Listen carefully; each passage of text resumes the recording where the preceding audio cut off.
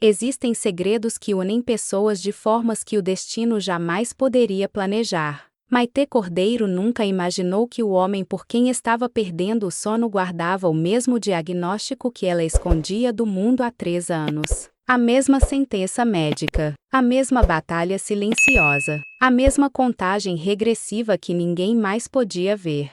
Quando ela descobriu a verdade sobre Augusto Dalmar, tudo mudou. O amor que estava nascendo ganhou uma profundidade avassaladora, porque pela primeira vez na vida, Maitê não estava sozinha na sua dor. Ela descobriu que ele era portador da síndrome de Ehlers-Danlos tipo vascular, exatamente como ela. Antes de continuar, comente aqui embaixo de onde você está assistindo este vídeo. Se inscreva no canal, deixe seu like e assista até o final, porque esta história vai tocar seu coração de uma forma que você nunca imaginou. A história começou em uma manhã ensolarada de abril, quando Maitê chegou para seu primeiro dia como assistente executiva na Dalmar Aeronáutica, uma das maiores empresas de jatos particulares da América Latina, situada no moderno distrito empresarial de Joinville. Aos 29 anos, ela havia conquistado aquela posição depois de anos trabalhando em cargos administrativos menores,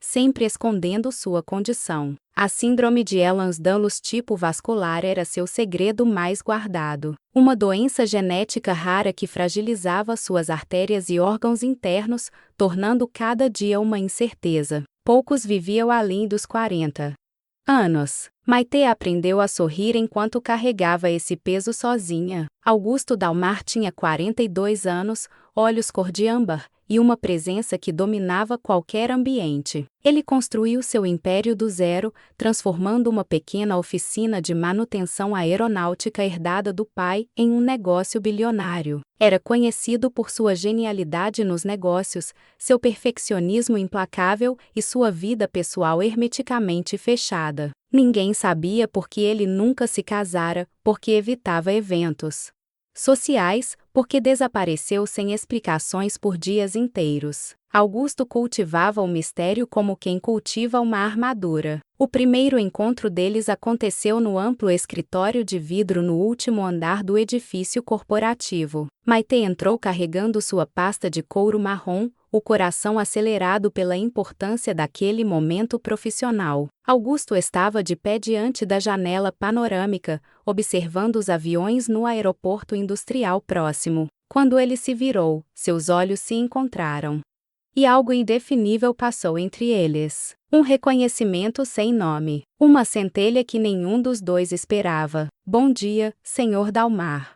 Sou Maitê Cordeiro, sua nova assistente executiva. Ele assentiu, estudando-a com uma intensidade que a deixou desconfortável. Espero que esteja preparada. Este não é um trabalho fácil. Maitê ergueu o queixo. Não aceitaria esse emprego se quisesse facilidade. Augusto permitiu-se um meio sorriso. Veremos. Os primeiros dias foram uma imersão brutal. Augusto era exigente, detalhista, funcionava em um ritmo alucinante. Maitê acompanhava reuniões intermináveis, organizava viagens internacionais complexas, gerenciava agendas impossíveis. Mas ela notava coisas que outros não percebiam. As pausas súbitas de Augusto no meio de uma frase. A forma como ele pressionava discretamente o pulso esquerdo, como se verificasse algo. As vezes em que ele cancelou compromissos importantes sem explicação. Os frascos de remédios que ela via brevemente antes dele fechar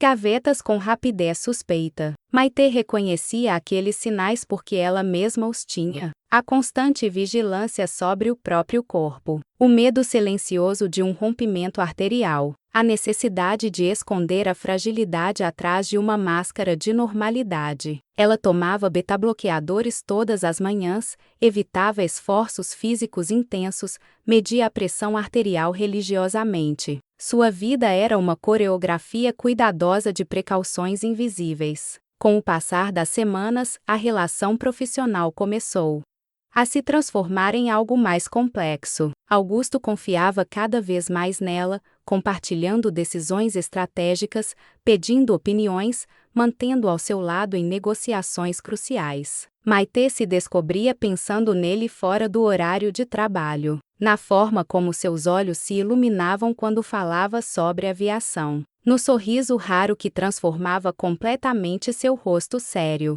na vulnerabilidade que ele deixava escapar em momentos de guardados. Uma tarde de junho, durante uma reunião particularmente tensa com investidores japoneses, Maitê percebeu algo errado. Augusto ficou pálido subitamente, sua mão tremeu ao segurar os documentos. Ela reconheceu aquele olhar. Era dor, intensa e assustadora. Com a desenvoltura de quem dominava cada detalhe daquele escritório, Maitê interrompeu a reunião com uma desculpa sobre documentos faltantes, deu um intervalo de 15 minutos e praticamente arrastou Augusto para sua sala particular. O que está acontecendo? Ela fechou a porta atrás deles. Augusto apoiou-se na mesa, respirando com dificuldade. Nada, só um mal-estar. Maitê não acreditou. Ela abriu a gaveta dele, aquela que ele sempre trancava, e encontrou os medicamentos. Losartana, Celipronol. Ela conhecia aqueles nomes. Seu próprio armário de remédios em casa era idêntico. O silêncio que se instalou entre eles foi ensurdecedor.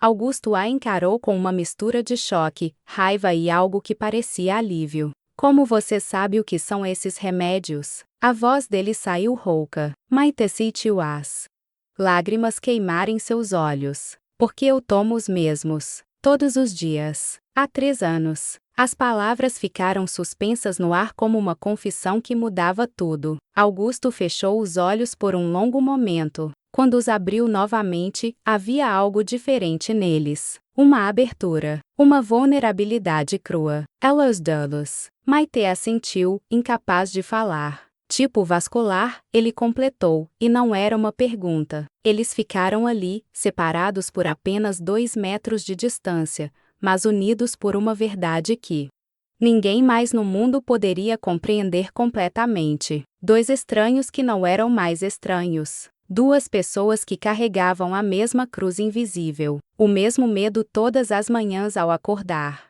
a mesma incerteza sobre quantos amanhãs ainda restavam. Desde quando? A pergunta dela saiu em um sussurro. Nasci com isso. Descobri aos 23 anos, depois que minha irmã mais nova morreu de uma ruptura de aneurisma cerebral aos 18 anos. Foi quando fizeram os testes genéticos em toda a família. Só eu e meu pai tínhamos. Ele morreu 3 anos depois, de uma dissecção aórtica. A voz de Augusto era monótona, como se tivesse contado aquela história tantas vezes para si mesmo que ela perdeu a emoção. Desde então, vivo cada dia como se fosse um empréstimo que precisa ser devolvido sem aviso prévio. Maitê sentiu as lágrimas escorrerem livremente agora. Minha mãe morreu quando eu tinha 17 anos. Hemorragia intestinal. Ninguém entendeu na época. Só quando comecei a ter sintomas aos 26 anos, dores articulares, hematomas fáceis, um médico finalmente me identificou. Fiz os testes genéticos e lá estava. A mutação no gene COL3A1. A sentença de morte está escrita no meu próprio DNA. Augusto atravessou a distância entre eles e, pela primeira vez desde que se conheceram, tocou-a de forma pessoal. Suas mãos envolveram o rosto dela, secando as lágrimas com os polegares. Você não está sozinha mais.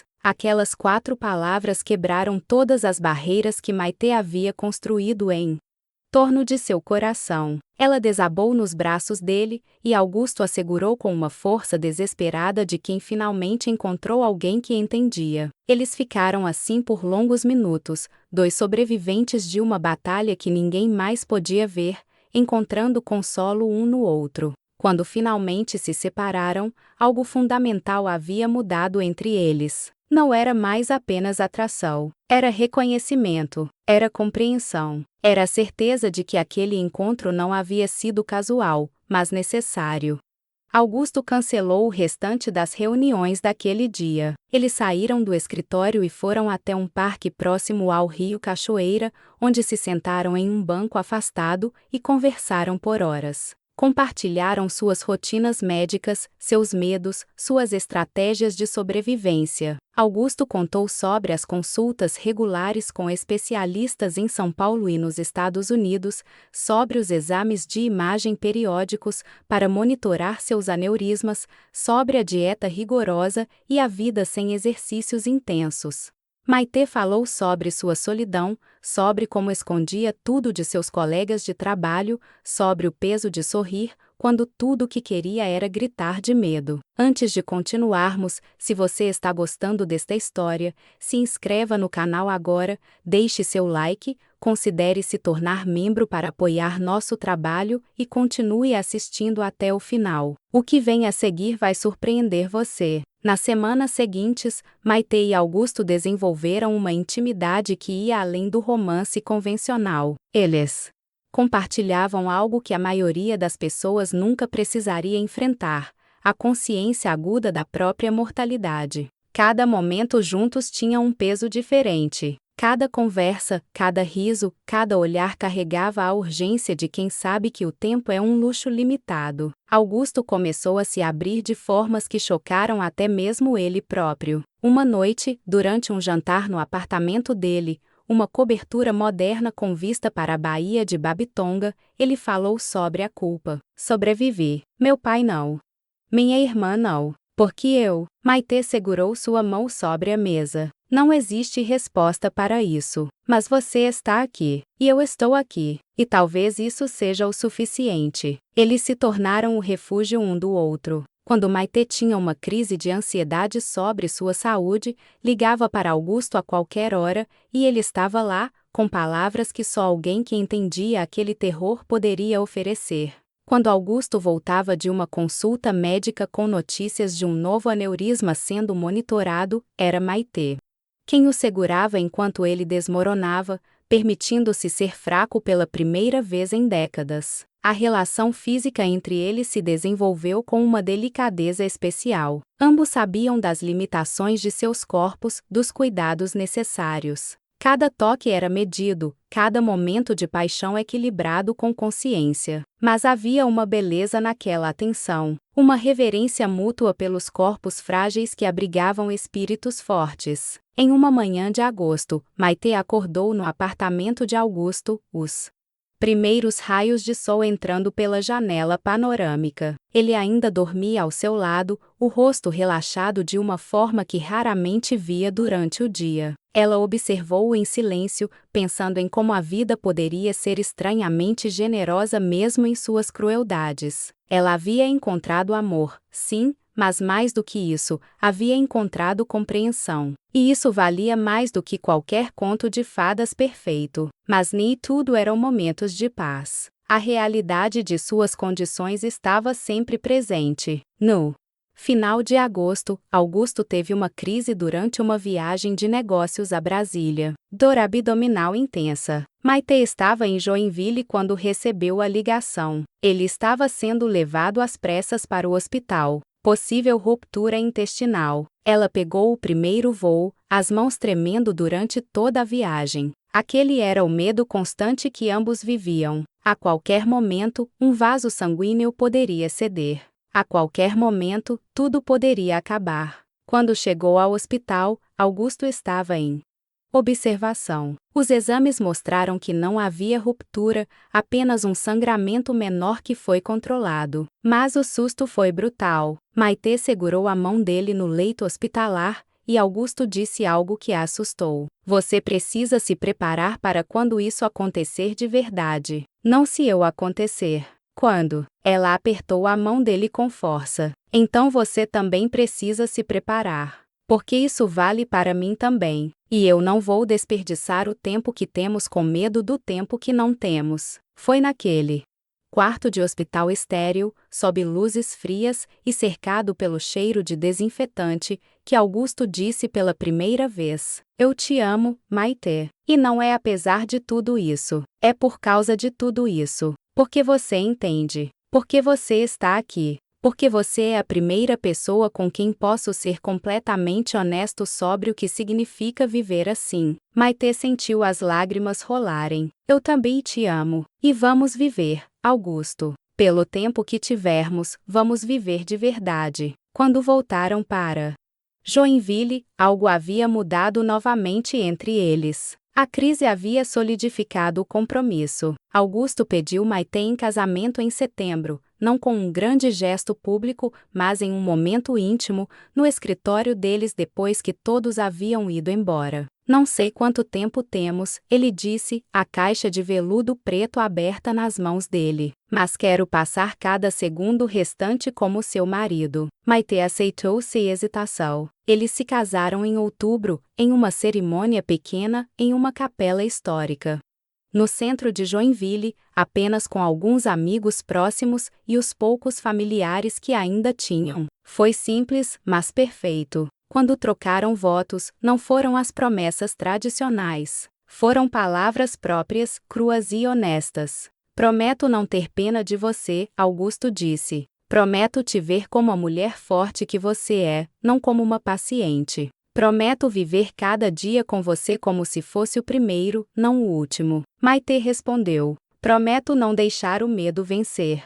Prometo que vamos rir mais do que chorar. Prometo que vamos fazer desta vida curta uma vida cheia. Os meses seguintes foram uma montanha-russa emocional. Havia dias bons, quando eles trabalhavam lado a lado na empresa, jantavam em restaurantes escondidos, faziam viagens curtas para praias próximas, sempre tomando cuidado com as limitações de seus corpos. Havia dias ruins, quando exames mostravam progressão preocupante, quando dores os lembravam da espada pendurada sobre suas cabeças. Em dezembro, foi Maite quem teve uma complicação séria. Sangramento gastrointestinal que a levou à cirurgia de emergência. Augusto não saiu do hospital durante os 3 dias que ela ficou internada. Ele dormia na cadeira desconfortável ao lado do leito dela, segurava sua mão durante as madrugadas, quando ela acordava confusa e assustada. Quando ela finalmente teve alta, ele a carregou até o carro, literalmente, porque ela estava fraca demais para andar. Durante a recuperação em casa, Augusto cuidou dela com uma dedicação que ia além do amor romântico. Era o cuidado de quem entendia cada aspecto daquela experiência. Ele sabia quando ela estava com dor mesmo sem ela dizer. Sabia quando ela precisava de silêncio e quando precisava de conversa. Sabia quando ela estava com medo e quando estava apenas cansada de ter medo. Uma tarde, enquanto ela descansava no sofá, coberta com mantas, Augusto sentou-se ao seu lado e começou a falar sobre algo que nunca havia discutido abertamente. Filhos, você já pensou nisso? Maite ficou em silêncio por um longo momento. Pensei, muitas vezes, mas você sabe os riscos. Para mim e para qualquer bebê que eu carregasse. E há 50% de chance de passar a mutação genética adiante. Augusto assistiu. Eu sei. E também sei que seria egoísta querer.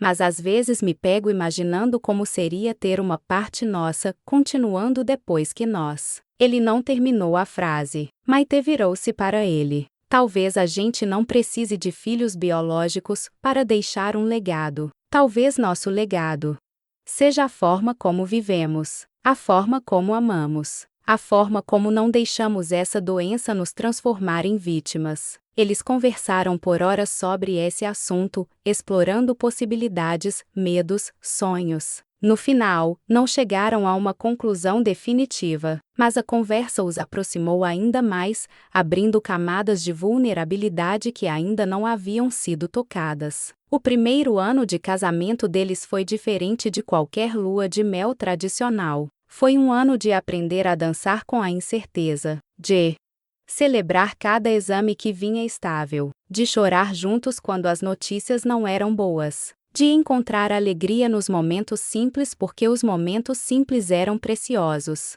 Em uma noite de março, quase um ano depois de se conhecerem, eles estavam no terraço do apartamento, observando as luzes da cidade. Maite apoiou a cabeça no ombro de Augusto. Você se arrepende de ter se envolvido com alguém com a mesma condição que você, de ter escolhido esse caminho complicado? Augusto beijou o topo da cabeça dela. Nunca. porque pela primeira vez na minha vida, eu não estou sozinho nisso. E isso vale mais do que qualquer garantia de tempo que eu pudesse ter. Mas a vida tinha mais uma reviravolta guardada para eles. Em abril, durante exames de rotina, os médicos de Augusto encontraram algo preocupante. Um aneurisma na aorta abdominal que havia crescido significativamente. Estava próximo do tamanho crítico. A recomendação foi cirurgia preventiva. Era arriscado, especialmente para alguém com danos, mas mais arriscado ainda era esperar que rompesse espontaneamente. Augusto voltou para casa naquela noite em silêncio. Maite sabia que algo estava errado.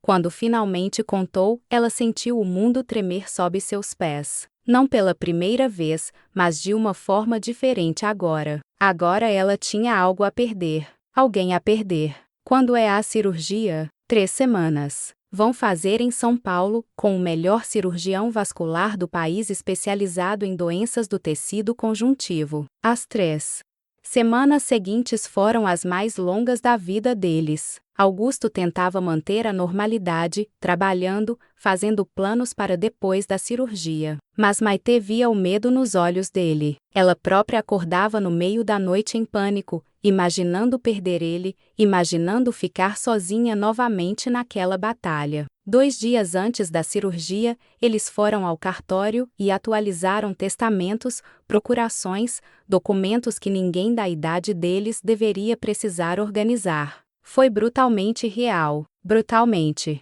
assustador. Naquela noite, eles não dormiram. Ficaram acordados, deitados um ao lado do outro, mãos entrelaçadas, falando sobre tudo e sobre nada. Sobre o primeiro dia que se conheceram. Sobre a primeira vez que admitiram seus sentimentos. Sobre planos futuros que talvez nunca se realizassem. Se algo der errado, Augusto começou. Mas Maite colocou os dedos sobre os lábios dele. Não, não vamos fazer isso. Você vai sair dessa cirurgia. E vamos ter mais tempo. Temos que ter. Mas Augusto precisava dizer: se algo der errado, eu preciso que saiba que este ano com você foi o melhor da minha vida. Pela primeira vez, eu não estava vivendo apenas para não morrer. Eu estava vivendo de verdade. Por você, com você. Maite sentiu as lágrimas queimarem. Eu sei. E você me deu o mesmo. Mas isso não é uma despedida. É o até logo. Você vai voltar para mim. A cirurgia foi marcada para uma quinta-feira de manhã. Maite acompanhou Augusto até São Paulo, hospedaram-se em um hotel próximo ao hospital. Na noite anterior, eles jantaram em silêncio, cada um perdido em pensamentos que não conseguiam verbalizar. De volta ao quarto, fizeram amor com uma intensidade desesperada, como se tentassem gravar cada toque, cada sensação, cada segundo na memória permanente. Na manhã da cirurgia, Maite segurou a mão de Augusto enquanto ele era preparado. Os médicos explicaram os riscos novamente. Sangramento excessivo devido à fragilidade vascular. Complicações na anestesia. Possível ruptura de outros vasos.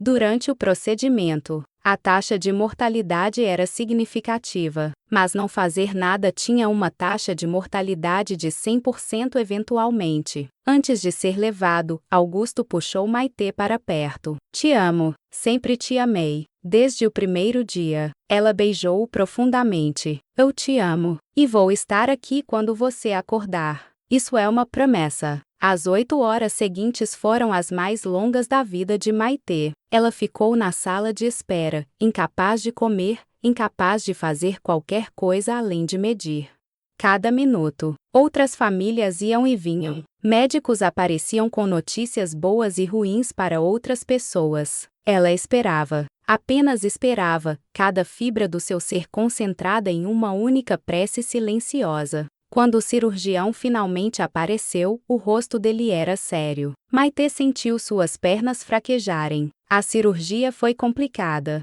Tivemos sangramentos significativos. Precisamos fazer 3 transfusões. Houve um momento crítico onde quase perdemos ele. O coração de Maite parou. Mas o cirurgião continuou, e um pequeno sorriso surgiu. Conseguimos estabilizar A cirurgia foi bem sucedida. Ele está na recuperação. Os próximos dias são críticos, mas ele passou pelo pior. Maite desabou ali mesmo, no corredor frio do hospital, sob alívio. Uma enfermeira a ajudou a se sentar, trouxe água. Quando finalmente a deixaram ver Augusto, ele ainda estava inconsciente, conectado a uma dúzia de máquinas, mas estava vivo. Ela segurou a mão dele e chorou. Chorou por tudo. Pelo medo, pelo alívio, por eles. Augusto acordou 6 horas depois. A primeira coisa que ele viu foi Maite ao lado da cama, o rosto inchado de tanto chorar, mas sorrindo. Você prometeu que estaria aqui, ele sussurrou, a voz rouca. Eu sempre mantenho minhas promessas, ela respondeu, beijando sua mão. A recuperação foi lenta e dolorosa. Houve complicações menores, uma infecção que precisou de antibióticos fortes, dor intensa que os remédios mal controlavam. Mas dia após dia, Augusto melhorou. Maite nunca saiu do lado dele.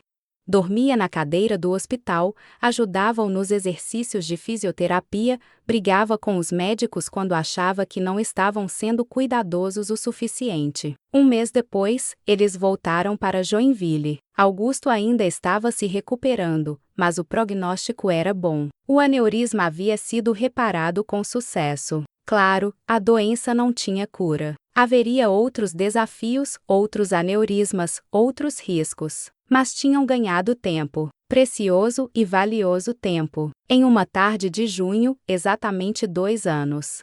Depois do dia em que Maite descobriu que Augusto tinha a mesma condição que ela, eles estavam sentados no mesmo parque onde haviam conversado pela primeira vez depois da revelação. O rio Cachoeira corria tranquilo ao lado deles, reflexos de sol dançando na superfície da água. Você sabe o que percebi? Maite disse, com a cabeça apoiada no ombro dele. O quê? Que a gente passou tanto tempo com medo de morrer que quase esquecemos de viver. Mas agora, depois de tudo, eu entendo. A vida não é sobre quanto tempo temos. É sobre o que fazemos com o tempo que temos. Augusto abraçou-a mais forte. E o que você quer fazer com nosso tempo? Ela sorriu. Tudo. Quero viajar para lugares que sempre tive medo de ir.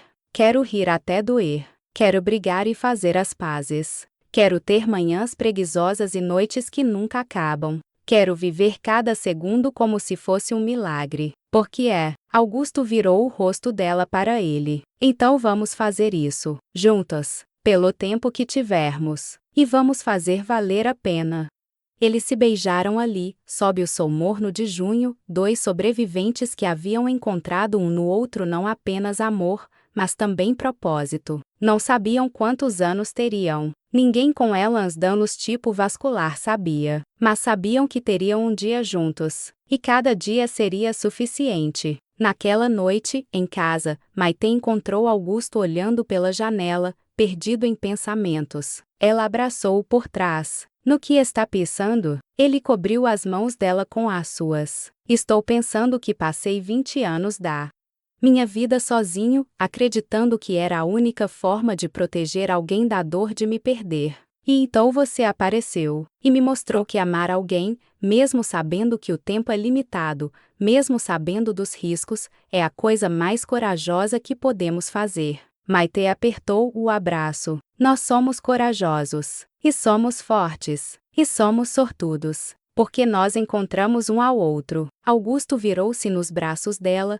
encarando-a com aqueles olhos cor de âmbar que ela amava tanto. Sortudos, ele repetiu, como se estivesse experimentando a palavra. Sabe, acho que você está certa. Sempre achei que esta doença era uma maldição. Mas ela me trouxe você. Então talvez, de alguma forma estranha, tenha sido também uma bênção. Eles ficaram ali, abraçados, 2 corações frágeis batendo em sincronia, 2 vidas entrelaçadas por uma condição que poderia tê-los destruído, mas que, ao invés disso, os havia unido de uma forma que nenhum casal saudável poderia compreender completamente. Eles sabiam que ainda haveria dias difíceis, exames assustadores, crises de saúde, momentos de medo, mas também sabiam que enfrentam tudo juntos. E isso fazia toda a diferença. Agora que você chegou ao final desta história, se inscreva no canal se ainda não fez,